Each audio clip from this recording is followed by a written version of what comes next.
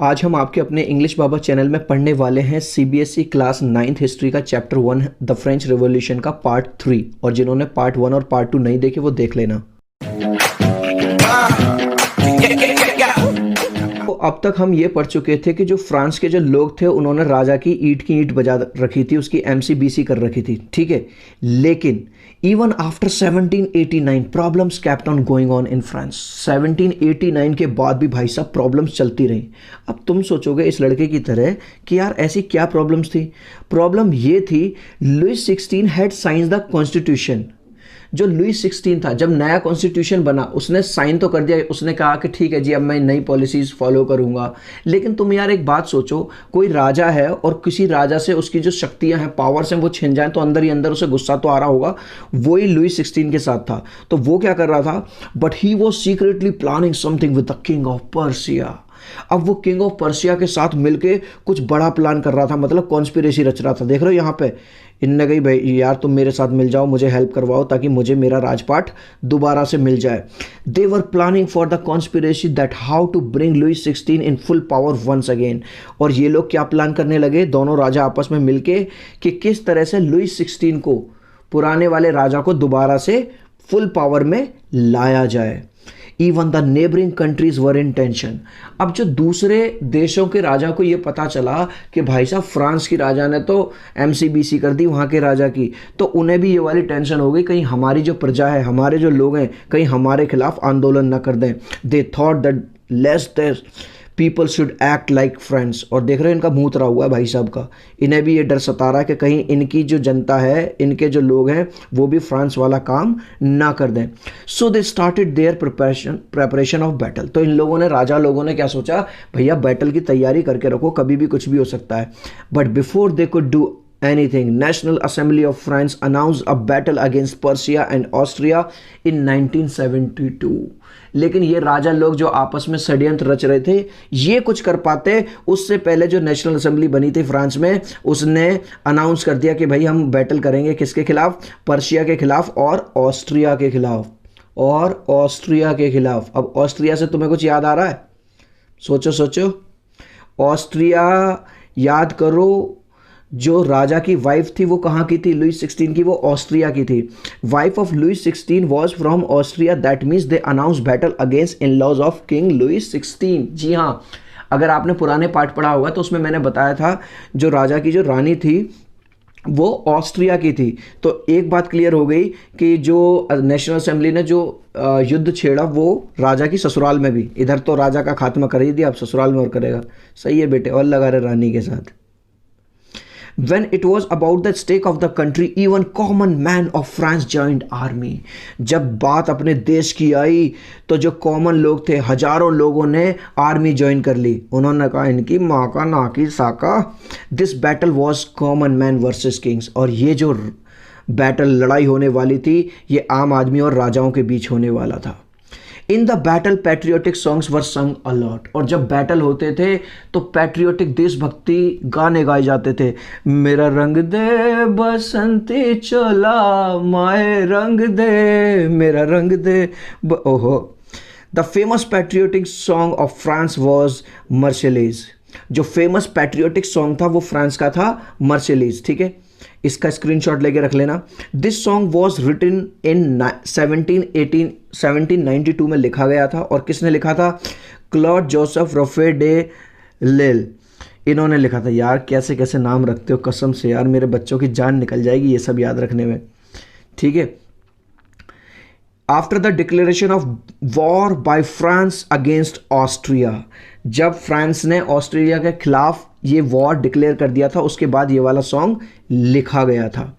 This song was first time sung by few people. और कुछ लोगों ने इस गाने को पहली बार गाया था। देख रहे हो यहाँ पे गा रहे हैं। Who were going to Paris from Marseilles to join army. और एक जगह है मर्सलाइज, वहां से वो पेरिस जा रहे थे क्या करने, जैसा भी हमने बताया ना कि जो कॉमन आदमी है वो जुड़ गया था आर्मी से अपने देश की सेवा करने के लिए। That's why this song is named Marseillaise.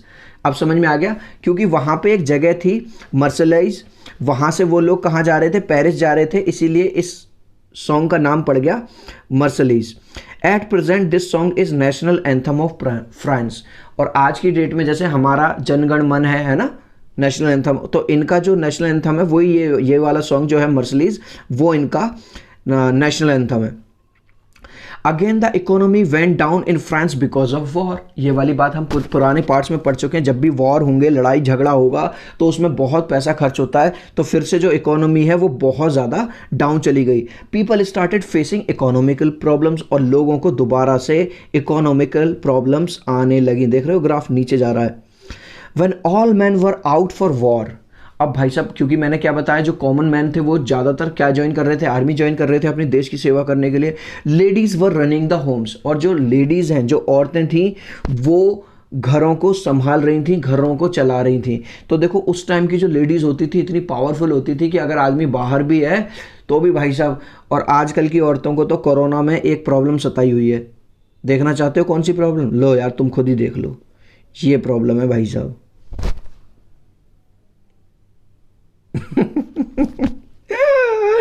अब इन्हें ये लग रहा है कि मास्क की वजह से अब तो हमारा क्या होगा।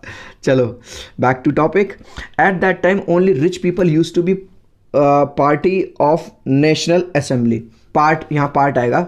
उस टाइम पे नेशनल असेंबली में केवल जो रिच लोग होते थे, जो अमीर लोग होते थे, केवल वो उसका पार्ट हुआ करते थे। किसका? नेशनल असेंबली का। लेकिन बाद में कुछ बदलाव हुए, चेंज टुक प्लेस। क्या बदलाव हुए? Even middle class people started taking interest in politics. अब क्या हुआ कि जो मिडिल क्लास का आदमी था भाई साहब, वो भी पॉलिटिक्स में इंटरेस्ट लेने लगा। Many political clubs began to form, और कई सारे जो राजनीतिक जो पॉलिटिकल क्लब्स हैं वो बनने लगे। One of the most famous and successful clubs was Jacobins club, और ऐसा ही एक पॉलिटिकल क्लब था जो बहुत ज़्यादा सक्सेसफुल था और फेमस था। उस क्लब का नाम क्या था? Jacobin club. और हाँ, जब मैं क्लब की बात कर रहा हूँ तो तुम बेटे ये वाला क्लब मत समझ लेना जिसमें पार्टी चलती रहती है, वोडका चलता रहता है ना, और भगवान जाने क्या क्या, वो तुम समझ ही रहे हो, मैं क्यों बताऊँ। ठीक है। Most of the people in Jacobin club were small shopkeeper. ज़्यादातर जो लोग थे वो जैकोबिन क्लब में या तो वो शॉपकीपर थे, दिख रहा है दुकानदार, या फिर वो क्या थे? कॉबलर थे, मोची वगैरह थे, या फिर वो लेबर थे। कहने का मतलब जो भी जैकोबिन्स क्लब में जो लोग थे, ऐसा नहीं था बहुत बड़े बड़े बिजनेसमैन, इंडस्ट्रियलिस्ट, ये सब नहीं थे, छोटे छोटे लोग थे, है ना, मिडिल क्लास पीपल थे। And there leader were Maximilian Robespierre, और इनका जो लीडर था, किनका?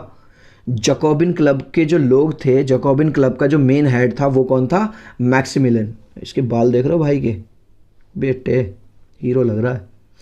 इन द समर्स ऑफ 1792 यानी अप्रैल में फूड प्राइस इंक्रीज्ड अलॉट। ये वाली बात आप तुम वैसे भी समझ सकते हो कि यार जब वॉर चल रहा है, इकोनॉमी डाउन चल रही है, तो जो प्राइस हैं फूड के वो बढ़ गए। As a result Paris people were very much angry with Louis 16, और इसकी वजह से लोग और ज़्यादा नाराज़ हो गए लुइस 16 से। लेकिन अब तुम सोचोगे यार इस बार तो लुइस 16 ने कुछ किया ही नहीं है, अब तो ये लोग ही तो जा रहे हैं, लुइस 16 तो इस बार कुछ नहीं कर रहा।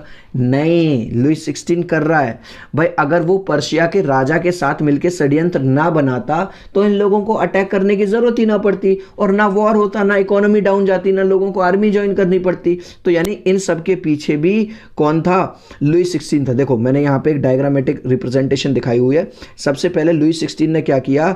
उसने पर्शिया के राजा के साथ षड्यंत्र रचना शुरू कर दिया कि यार मुझे पावर में लाओ। इसने कहा ठीक है। ये वाली बात इन लोगों को जैसे तैसे पता चली। इन लोगों ने कहा अच्छा बेटा अभी भी बाज नहीं आया तू, लातों के भूत बातों से नहीं मानते। इन्होंने कहा ठीक है बेटे, तू वॉर करे उससे पहले हम बैटल करेंगे। इन लोगों ने मिलिट्री ज्वाइन कर ली। लेकिन इसका असर ये पड़ा कि जो प्राइसेस थे वो दोबारा से बहुत ज़्यादा बढ़ गए, खाने पीने के फिर से लाले पड़ गए। Now people thought to kill him, no root no flute.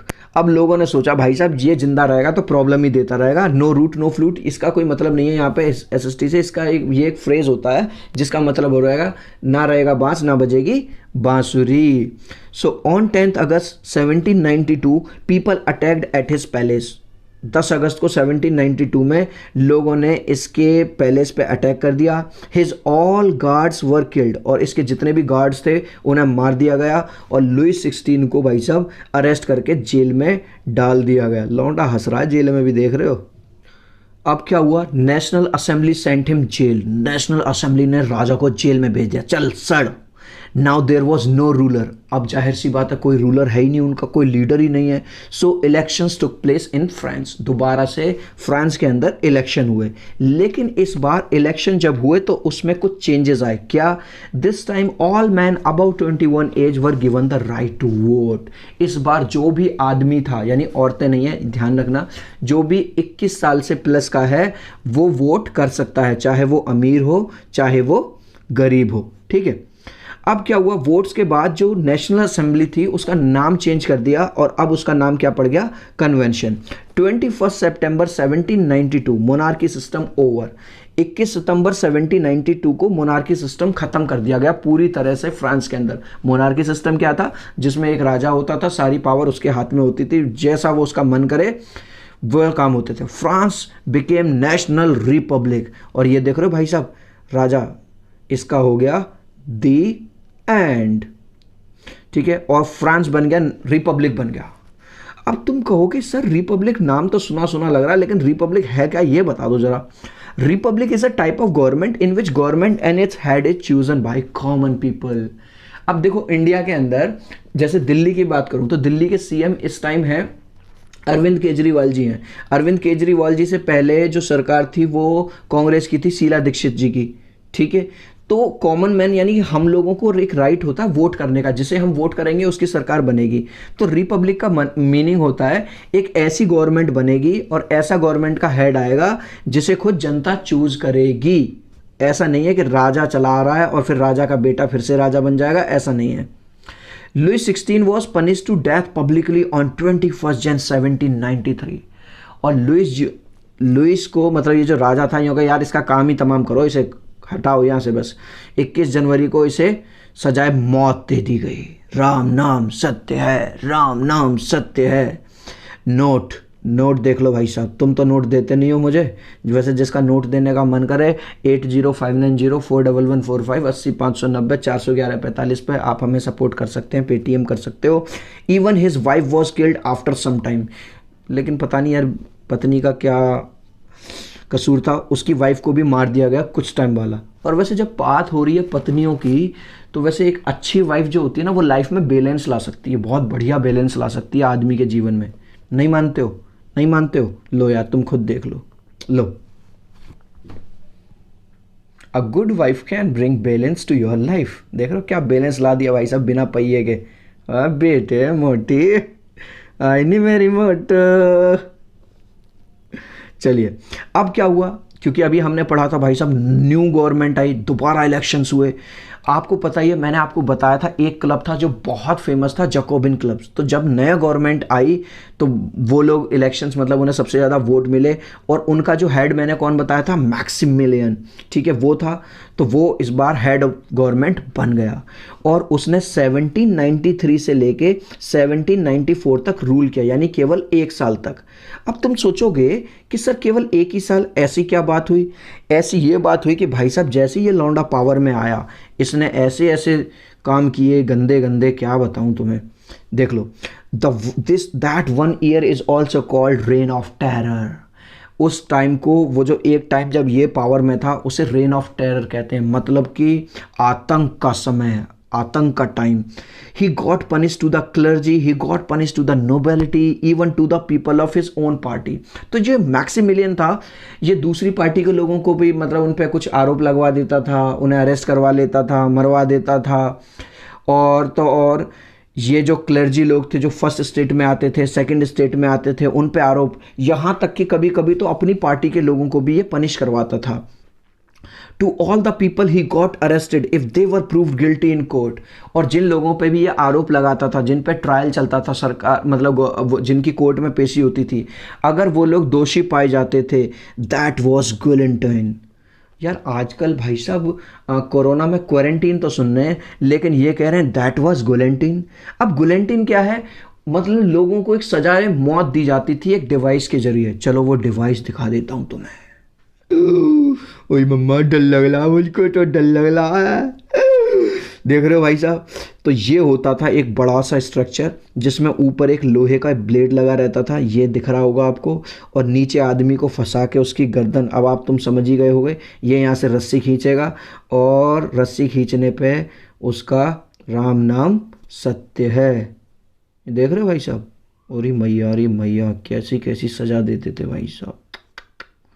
चलिए, अब जैसा कि मैंने आपको अभी बताया था, जो मैक्सिमिलियन था इसकी पॉलिसीज़ बड़ी ख़राब और बड़ी स्ट्रिक्ट थी।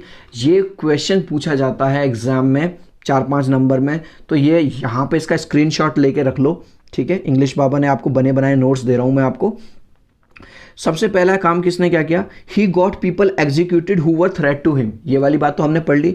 जो भी लोग इसके लिए खतरा बनते थे उन्हें ये एग्जीक्यूट मतलब फांसी दिलवा देता था या सजाए मौत दिलवा देता था।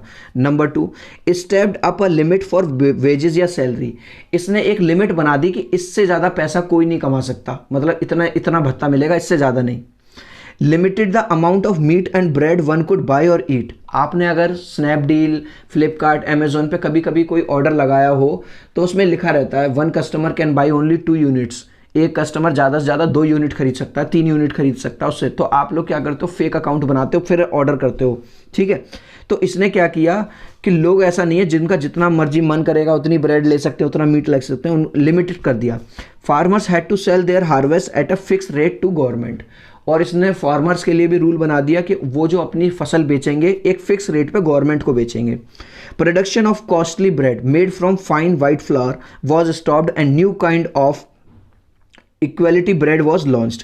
अब एक ब्रेड बनती थी जो कि वाइट सफ़ेद आटे से बनती थी, जो कि काफ़ी महंगी होती थी, इसने उसका प्रोडक्शन बंद करवा दिया और एक इक्वालिटी ब्रेड लॉन्च करवा दी, पतंजलि की हो सकती है शायद मजाक कर रहा हूँ मैं, और सबको वही ब्रेड खानी पड़ेगी। Now the people were addressed as citizens rather than sir और मैन। पहले लोगों को, वहाँ के जो लोग थे फ्रांस के, उन्हें जो आदमियों को सम्मान देते हुए सर कहा जाता था, लेडीज़ को मैडम। इसने कहा ये सब बंद करो, सब लोगों को अब सिटीजन्स कहलाया जाएगा, नागरिक। He got close churches and opened offices. उसने सारे चर्च वगैरह बंद करवा दिए और उसमें क्या खुलवा दिए, ऑफिस। तो यहाँ पे स्क्रीनशॉट ले लो, आपका नोट्स रेडी हैं। अब लोगों ने भाई साहब इससे क्वेश्चन पूछते थे। People kept on asking him, यहाँ हिम की स्पेलिंग गलत हो गई है मुझसे, क्वेश्चंस पूछते रहते कि भाई क्यों करवा रहे हो, क्यों इतनी पॉलिसी, कैसे, कब, क्या है। Finally court found him guilty in 1794 and he was punished to death by guillotine. Finally maximum इसने इतने दुश्मन बढ़ा लिए कि इस पे भी जब आरोप लगे तो कोर्ट ने इसे दोषी पाया और 1794 में इसे भी वही सजा हुई जो ये लोगों को दिलवाता था। तो कहते हैं ना बेटे, जैसी करनी वैसी भरनी। After the fall of Jacobin government, तो जैकोबिन गवर्नमेंट का अंत हो गया क्योंकि उनका हेड मारा गया। Upper middle class people came in power. अब जो अपर मिडिल क्लास थे वो पावर में आ गए। Again new constitution was made, और दोबारा से भाई साहब नया कॉन्स्टिट्यूशन। अब ये चक्कर क्या है, बार बार न्यू कॉन्स्टिट्यूशन बनाते रहेंगे? कोई फेसबुक का अकाउंट है क्या, बार बार नए नए नंबर से लड़की को रिक्वेस्ट भेजे जा रहे हो, हैं भाई? According to new constitution, only a person with a house and property can vote. अब याद करो जो पुराना वाला आया था उसमें क्या था कि हर आदमी 21 से प्लस जो भी है वो वोट कर सकता है, चाहे गरीब हो या अमीर। लेकिन अब जो नया वाला आया उन्होंने कह दिया कि केवल वो लोग वोट कर सकते हैं जिनके पास मकान है, घर है। आज मेरे पास घर है, दौलत है, शोहरत है, बैंक बैलेंस है, क्या तुम्हारे पास? मेरे पास इंग्लिश बाबा है।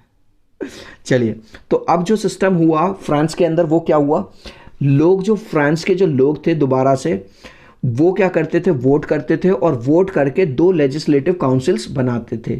वो जो 2 लेजिस्लेटिव काउंसिल्स हो जाते थे वो एक डायरेक्टरी बनाते थे और उस डायरेक्टरी में 5 मेंबर रखते थे।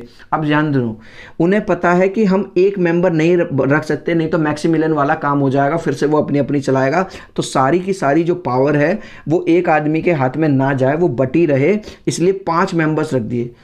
यहाँ तक तो सब ठीक था, लेकिन इसके थोड़े टाइम बाद क्या हुआ, ये जो डायरेक्टरी के लोग हैं और लेजिस्लेटिव काउंसिल के लोग हैं, इन्हीं के बीच में आपस में होने लगा ये वाला काम, तू मैं, और ये वाला सिस्टम भी चल नहीं पाया। और जब कहते हैं ना डिवाइड एंड रूल, जब आपस में लड़ते हैं तो कोई तीसरा मजा ले जाता है। There was no strong political structure, और कोई पॉलिटिकल स्ट्रक्चर था ही नहीं। As a result a military dictator got the power name Napoleon. आपने नाम तो सुना ही होगा। तो उस टाइम पे इसका फ़ायदा उठाया मिलिट्री के एक डिक्टेटर ने जिसका नाम था नेपोलियन बोनापार्ट। लेकिन अच्छी बात ये थी कि इक्वेलिटी के नाम पे या फ्रीडम की वजह से फ्रांस के लोग पॉलिटिकल मूवमेंट्स करते रहे। नेक्स्ट पार्ट में आपको बताऊंगा कि फाइनली क्या हुआ। सी यू। अगर इंग्लिश बाबा चैनल पे पहली बार आए हो तो मेरे भाई चैनल को सब्सक्राइब जरूर कर लेना। हमसे कांटेक्ट करना चाहते हो तो मेरा नंबर लिख लो 8059041145, 8059041145। आप मुझे व्हाट्सएप भी कर सकते हो या मुझे कॉल भी कर सकते हो। जब भी आप कोई भी कंटेंट क्लास 9 का आप सर्च करते हो, जैसे आपका इंग्लिश में चैप्टर नंबर 1 है द फन दे हैड, अगर आपको वो चाहिए तो आपको यूट्यूब में सर्च बार में लिखना है the fun they had by English Baba. The fun they had के क्वेश्चन आंसर चाहिए तो आपको लिखना है the fun they had question answer by English Baba. ये चैप्टर चाहिए तो लिखना है the French revolution by English Baba. इस तरह से आपको सब कुछ मिल जाएगा।